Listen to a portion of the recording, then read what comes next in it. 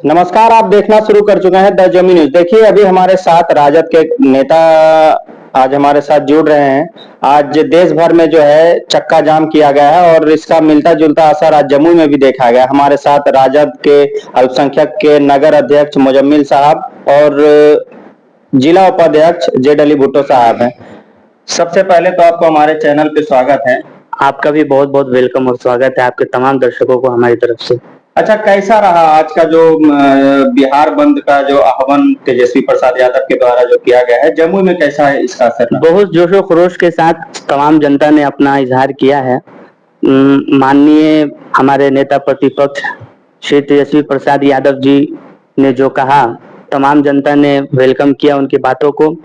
और आज 9 जुलाई पूरे बिहार में हम लोगों ने चक्का जाम करने का काम किया है।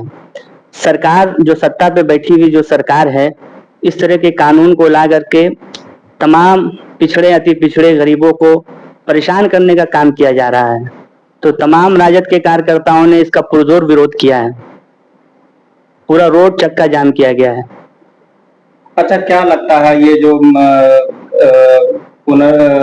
वोटर लिस्ट का जो पुनरीक्षण किया जा रहा है, इसमें क्या कुछ फॉल्ट जो है आप लोग को समझ में आया है जिसके विरोध? देखिए, सबसे बड़ी बात तो ये है कि आप सत्ता में बैठे हुए हैं, आप तो वहाँ एसी में बैठ करके फरमान जारी करते हैं, लेकिन जनता जो रोड पर चल रही है, जो गरीब जो मजदूर, उनके लिए कितनी परेशानी की बात है। अब आप समझिए कि बिहार जगह जगह पे देखा गया है कि बीएलओ द्वारा जो है फॉर्म को जमा करने में लोगों को काफी बिल्कुल परेशानी उठानी पड़ रही है। बिल्कुल, आप देखिए कि बिहार में रोजगार को लेकर के बहुत सारे लोग बाहर में कमाते हैं। दिल्ली, मुंबई, गुजरात, उड़ीसा, जगह जगह पर बहुत सारे लोग बिहार के बाहर काम करते हैं। अब आप देखिए उनके लिए कितनी परेशानी कि वो वहां से चल करके बिहार आएंगे, फिर आकर के अपने सभी कागजात को मजबूत करेंगे। अच्छा, उनका जो खर्च होगा वो क्या ये सत्ता में बैठी हुई सरकार देगी? बताइए, उनके मंत्री देंगे अपने फंड से? खर्च नहीं देंगे ना। तो ये परेशानी सिर्फ जनता के लिए है। ये जो फरमान ये लोग जारी कर रहे हैं, ये जनता ही के लिए ना परेशानी है, गरीबों के लिए परेशानी है। वो लोग कमाएंगे क्या कि सरकार के फरमान के पीछे खर्च करते रहेंगे। देखा ये भी जा रहा है कि बिहार जो है बाढ़ प्रभावित क्षेत्र है और इसका एक निर्धारित समय 24 जुलाई तक रखा गया था। तो कहा जाता है कि लोग अपनी जान बचाएंगे इस बाढ़ प्रभावित इलाके से या कि डॉक्यूमेंट ढूंढते रहेंगे? वही तो कह रहे हैं कि सरकार को सोचना चाहिए अपनी जनता के बारे में। इनको वोट दे करके सरकार ने फुल बहुमत से इनको मुख्यमंत्री बनाया, इनके मंत्रियों को मंत्री बनाया, तो ये सत्ता में बैठ करके जनता को ही परेशान कर रहे हैं। एक तो लोग बाढ़ से परेशान रहेंगे, पीड़ित रहेंगे, उसके बाद ये एक और बोझ उसके ऊपर डाल दिए कि अब आप अपने कागजात को, वोटर आईडी को इससे अटैच कीजिए, खाता खसरा निकालिए। कहाँ से गरीब खाता खसरा निकालेगा बताइए आप हमको। राजद नेताओं का कुछ बयान भी आया है कि ये जो वोटर लिस्ट पुनरीक्षण जो किया जा रहा है वो एक तरह से एनआरसी ही है। लग तो ऐसा ही रहा है कि एनआरसी का ही रुख लेने वाला है। ये आप समझ लीजिए कि पहली पीरियड है, इसको एनआरसी लागू करने के लिए सरकार ये चाह रही है, सरकार का मंशा है कि एनआरसी को लागू किया जाए इस द्वारा, जो सरकार ने ये जो योजना चलाया है। लग तो ऐसा ही रहा है, लेकिन ऐसा राजद के कार्यकर्ता होने नहीं देंगे। पुरजोर हम लोग विरोध कर रहे हैं। आज 9 जुलाई पूरे बिहार में चक्का जाम रहा है। अगर सरकार हमारे इस मैसेज से नहीं समझी और अपने फैसले को वापस नहीं ली और कमीशन आपको ये क्या बोलते हैं, इलेक्शन कमीशन अगर अपने फैसले को वापस नहीं लेती है और इसको रद्द नहीं करती है, तो आज तो बिहार पूरा जाम था, पूरा चक्का जाम रहा 9 जुलाई को। आने वाले वक्त में हम लोग दिल्ली को भी जाम करेंगे, संसद को भी हम लोग घेरेंगे आने वाले वक्त में, अगर सरकार नहीं समझी तो। क्योंकि राजद के कार्यकर्ता पूरी मजबूती के साथ जमीनी स्तर पर लड़ाई कर रहे हैं। आज आपने देखा पूरे हर जगह बिहार बंदी था, पूरे जिला में, पूरे शहर में, हर एक गांव में, जहां जहां राजद के कार्यकर्ता थे, पूरी मजबूती के साथ हम लोगों ने चक्का जाम किया है। जनता आज जो है महागठबंधन के तरफ से भी आज सभी दल के लोग आज इस बंदी में जमा हुए तो क्या लग रहा है, जन समर्थन मिल रहा है? बिल्कुल बिल्कुल बिल्कुल मिल रहा है और 2025 में फुल बहुमत से हमारे माननीय श्री तेजस्वी प्रसाद यादव जी मुख्यमंत्री बन रहे हैं।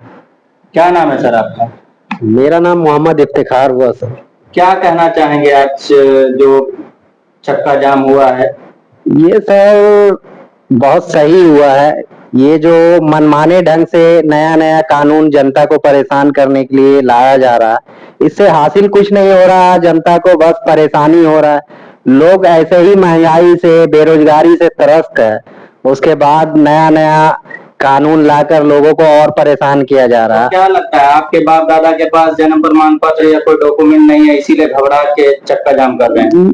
मुझे ऐसा लग रहा है इस विषय पे कि ये 50% जो है ना, ये वोटर लिस्ट से नाम हटाने की साजिश चल रही, इसलिए कि जिसके पास रहने के लिए घर नहीं है, इंदिरा आवास मिला है, जिसका अपना कोई जमीन नहीं है, वो कहाँ से अपना कागज ला पाएंगे और कहाँ से ये प्रूव कर पाएंगे कि मेरे फादर या कोई भी दादाजी पिताजी 2003 में वोट दिए। बहुत सारे लोगों का शादी हुआ है जिसके अपने घर से नहीं बन रहा, वो कहाँ से लाके देगी कि मेरे पापा जो है वो वोट दिए हैं। बहुत तरह का इसमें विचार करने वाली बात है और मेरे समझ से ये कानून बिल्कुल गलत है और लोगों को परेशान करने के लिए। चलिए, हमारे साथ देखिए राजद के अल्पसंख्यक जिला उपाध्यक्ष जेडली भुट्टो साहब जुड़ेंगे। सर, सबसे पहले तो आपको हमारे चैनल पे स्वागत है। Thank you the Jamui. आज एक ऐतिहासिक हड़ताल हुआ है, चक्का जाम, और बहुत ही कामयाब रहा। वैसे तो वोटर लिस्ट का वेरिफिकेशन तो पहले भी हुआ है और उसको वेरिफिकेशन करने में 2 साल लगा है। अब 25 दिन में 9 करोड़ लोगों का कैसे वेरिफिकेशन होगा? ये तो लग रहा है कि दाल में काला है। और वेरिफिकेशन के लिए दूसरे स्टेट भी थे, तो बिहार में पहले क्यों किया गया कि बिहार में चुनाव है? ये 25 दिन में ये वेरिफिकेशन नहीं हो सकता है। और जो कागजात मांगा जा रहा है, जो डॉक्यूमेंट्स मांगा जा रहा है, वो लगता है कि एनआरसी मतलब के चुपचाप करके एनआरसी इसी में लागू किया जा रहा है। ये अच्छी बात नहीं है। आपके बीएलओ का बयान मैंने सुना कि वो कहती है कि मेरे पास 11 प्रूफ में से कोई प्रूफ नहीं है मेरे पास। तो आपके बीएलओ के पास प्रूफ नहीं है, उन गरीब जो लोग गांव देहात में रहते हैं, जिनका घर सही से नहीं है, बरसात में डूबा हुआ है, उनके पास कहां से कागजात आएंगे? ऐसे ऐसे लोग हैं जिनके पास फोटो खिंचाने का पैसा नहीं है, फोटो लगाइए और ये लगाइए वो लगाइए। अब बीएलओ का क्या काम हो रहा है कि वो जहां 5 आदमी वहां 2 ही आदमी का फॉर्म पहुंच रहा है, बाकी बोला जाता है कि ऑनलाइन निकाल ले। ये क्या ढकोसला किया जा रहा है? ये सब साजिश है। साजिश के तहत से ये वोट अतिक्रमण करने का पूरा प्लानिंग है और एनआरसी लागू करने का इसी बहानों से है। तो क्या लगता है कि इस बार जो है इस तरह का फरमान जारी करने से एनडीए को कुछ नुकसान पहुंच सकता है? देखिए, नुकसान तो होगा ही, क्योंकि अपना हुकूमत उनकी है, मनमाना कर रहे हैं, वो जो चाहे कर रहे हैं कि जिसको चाहे काट देंगे, किसको चाहे कर देंगे।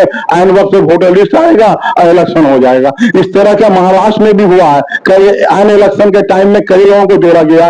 फिर हरियाणा में भी इस तरह का हुआ है। उस तरह से बिहार में हो रहा। तो उनकी सरकार जा रही है तो ये जो है हथकंडा इस्तेमाल कर रहे हैं और लोगों को भटका रहे हैं कि तुम इसी में उलझे रहो, क्योंकि हम तुमको नौकरी देंगे ना, हम गरीबी कम करेंगे, तुमको मुरझा के रखेंगे इसी चीज में। ये अच्छी चीज नहीं है। और हमारा आज जो चक्का जाम, महागठबंधन तेजस्वी के आह्वान पे पूरी पार्टी खड़ी होके चक्का जाम किया। और खासकर जो यूनियन ट्रेड के लीडर जो लोग हैं, 25 करोड़ हिंदुस्तान में, उन लोगों में से ये इसमें शामिल हो गए। इसलिए ये कामयाब रहा। जिस तरह से बॉम्बे में भी हुआ है और बंगाल में भी हुआ, कई स्टेट में हुआ है, अब बहुत ही कामयाब रहा है और इसका अगला स्टेप भी होगा। मेरा यही कहना है कि जो पहले वोटर लिस्ट पर जो पहला वोटर लिस्ट है उसी पर इलेक्शन हो, उसके बाद आप नोटिफिकेशन करें। 2 साल 3 साल लगे और जो गैर कानूनी उस पर कार्रवाई करें। और आप घुसपैठिया करते हैं, और घुसपैठिया तो आप ही घुसाते हैं अंदर, आप घुसपैठिया बोलते हैं और घुसा के उसको घुसपैठिया का बहाना करके आप ये कर रहे हैं। कौन घुसपैठिया है सबको मालूम है। आपकी सरकार है, आप बॉर्डर पर रोके उसको और उसको आने नहीं दे। और एक बार नहीं, आप नोटिफिकेशन 100 बार करें, लेकिन कम से कम 2 साल वक्त इसमें लगने दे। अच्छा, आधार कार्ड, आप हर जगह कंपल्सरी आधार कार्ड है, आधार कार्ड को इससे अलग रखा गया, राशन कार्ड को अलग रखा, क्यों ऐसा? क्या साजिश है? 11 तरह का डॉक्यूमेंट तो रखा है। हाँ, 11 डॉक्यूमेंट्स में आधार कार्ड नहीं है, वोटर लिए आपके राशन कार्ड नहीं है। हर आदमी के पास आधार कार्ड है, राशन कार्ड है यही तर होना चाहिए। जो काम इससे पहले कभी आजादी के बाद कभी इस तरह का पेपर नहीं मांगा गया, वो साजिश के तहत एनआरसी लागू करना चाह रहे हैं, लेकिन इसमें मंशा में कामयाब नहीं होंगे। जनता एकजुट है, सरकार को उखाड़ फेंकेगी इस बार। आखिरी सवाल है, 2025 में किसकी सरकार बन रही है? सरकार देखिए, तेजस्वी जी का जो भी तारीफ किया जाए कम है, और कोई माँ का लाल नहीं है कि 17 महीना में 5 लाख से 10 लाख लोगों को नौकरी दिया। उसी का देखा देखिए हमारी सरकार नकल कर रही है। 1500 रुपया उन्होंने कहा कि वृद्धा पेंशन कहेंगे, उन्होंने 1100 कर दिया। तो इससे उनका देखा जो देखिए किया जा रहा है। झारखंड सरकार में अभी माई बहन मान योजना बहुत कामयाब चल रहा, सबको मिल रहा पैसा, सरकार बनने के बाद एकदम मिलेगा। कोई योजना बिहार कि में महागठबंधन खास के तेजस्वी ने जो भी वादा किया है सब पूरा किया है। झारखंड में हुआ है, महागठबंधन का पूरा किया जा रहा है। उससे बिहार में भी 2500 रुपये मिलेगा, और 1500 रुपया होगा, 1100 रुपया नहीं 1500 रुपया होगा वृद्धा पेंशन। क्या लगता है कि माँ बहन मान योजना के तहत बिहार में भी बिल्कुल बिल्कुल बिल्कुल बिल्कुल सरकार ने घोषणा भी कर दिया है कि जब हमारी सरकार आएगी तो माँ बहन योजना का हम लोग फुटपोर सब को दिया जाएगा।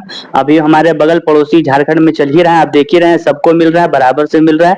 बिहार में भी सरकार आने के बाद सरकार पूर्ण रूप से सबको देगी, इसके लिए हमारे आप निश्चित रहिए।